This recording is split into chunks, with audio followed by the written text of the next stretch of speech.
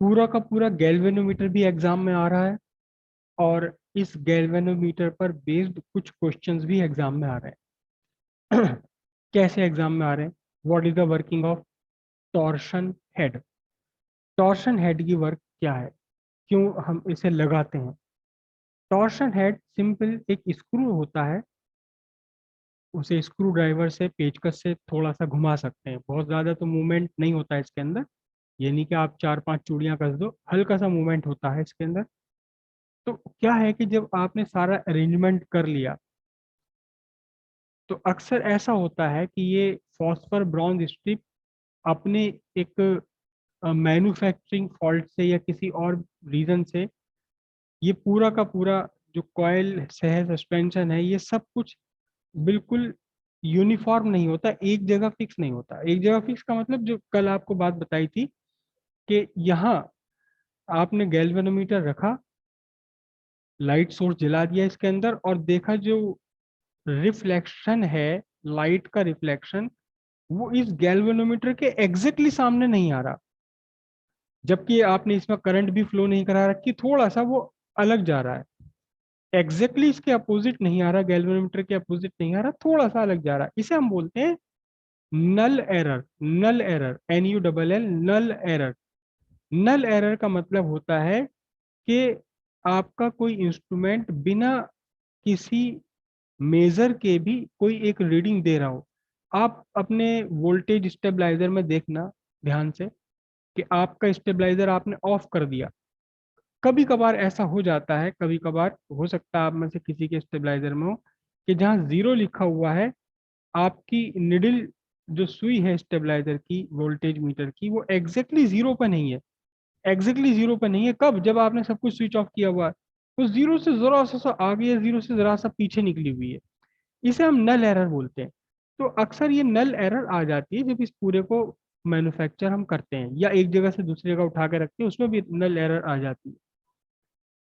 तो पता लगा आपने गैल्वेनोमीटर रखा एक जगह, सामने उसके आपने एग्जैक्टली अपोजिट वॉल पर आपने स्केल बना लिया, तो जीरो, आपका जो जीरो है, नल है, जीरो का मतलब नल, NULL, ये एग्जैक्टली गैल्वेनोमीटर के सामने नहीं आ रहा। जो गैल्वेनोमीटर से रिफ्लेक्टेड लाइट है वो थोड़ा सा इस गैल्वेनोमीटर के एग्जैक्टली अपोजिट ना होकर थोड़ा सा अलग है।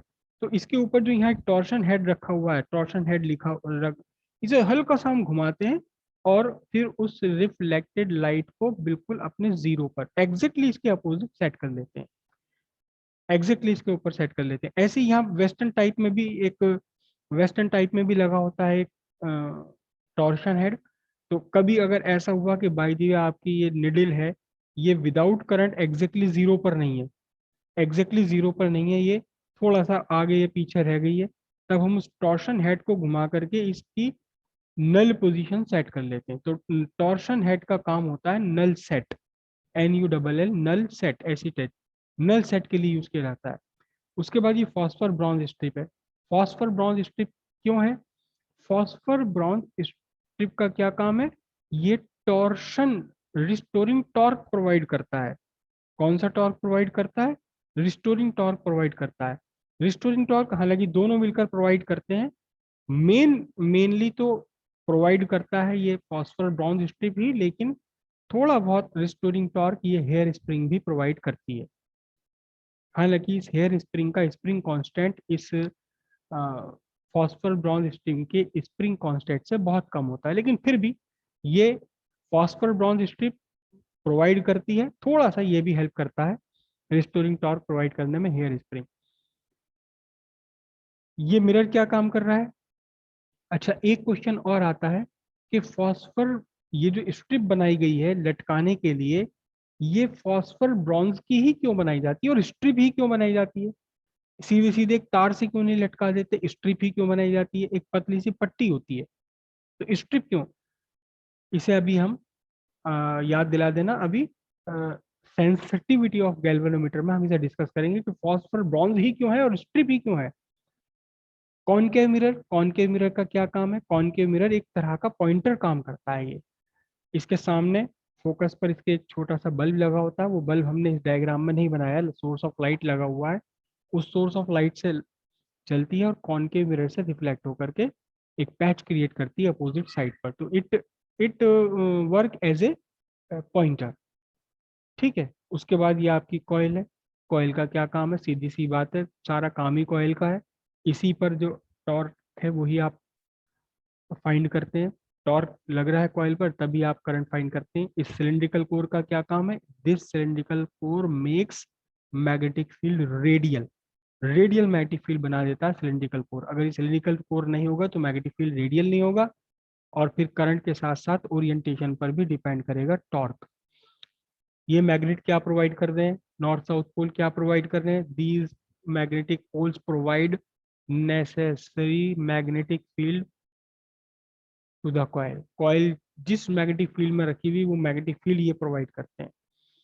हेयर स्प्रिंग क्या प्रोवाइड करती है, हेयर स्प्रिंग का मेन पर्पज है एक मैकेनिकल सपोर्ट देना इस कॉइल को।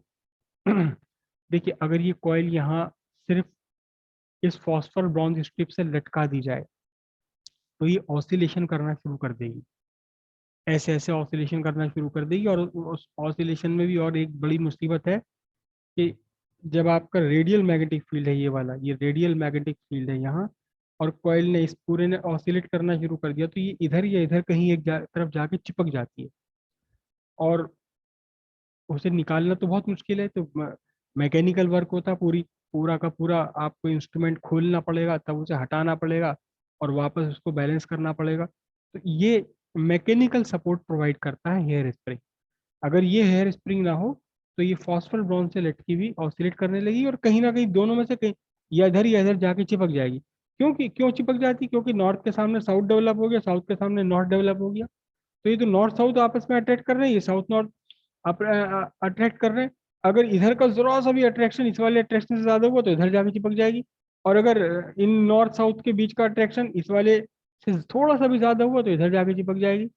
तो उसे हम नीचे ये हेयर स्प्रिंग लगा दी तो ये इसके हॉरिजॉन्टल मोशन को यानी लेटरल मोशन को प्रिवेंट कर देता है। Hair spring provide mechanical support to the coil, और थोड़ा बहुत ये रिस्टोरिंग टॉर्क भी प्रोवाइड कर देती है। ठीक है, कनेक्टिंग टर्मिनल क्या है, ये कनेक्टिंग टर्मिनल आपके एक्सटर्नल सर्किट का कनेक्शन प्रोवाइड करते हैं to the coil. Coil coil में करंट भेजने के लिए एक्सटर्नल सर्किट के लिए कॉन्टैक्ट पॉइंट प्रोवाइड करते हैं T1 एंड T2। अब एक चीज जो हमने इसके अंदर बनाई नहीं है, हमने शुरू में कहा था कि ये जो कॉइल है, coil is wound on a metallic frame, aluminium frame, non ferromagnetic.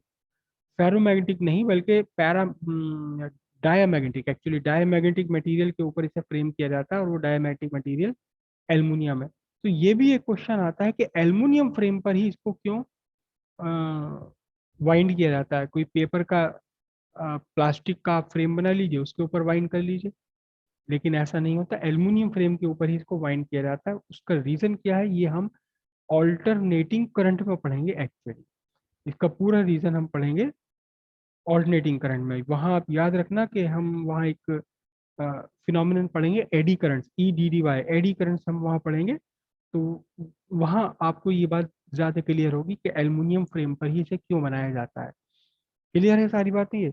इस तरह के छोटे छोटे क्वेश्चन एग्जाम में आ रहे हैं, और सिंपल सा आंसर होता है इसका, आप आंसर दीजिए और लगभग लगभग पूरे मार्क्स आपको मिल जाते हैं। छोटा सा आंसर होता है, कोई छोटा सा आंसर होता है, कोई बहुत बड़ा आंसर होता भी नहीं इसका।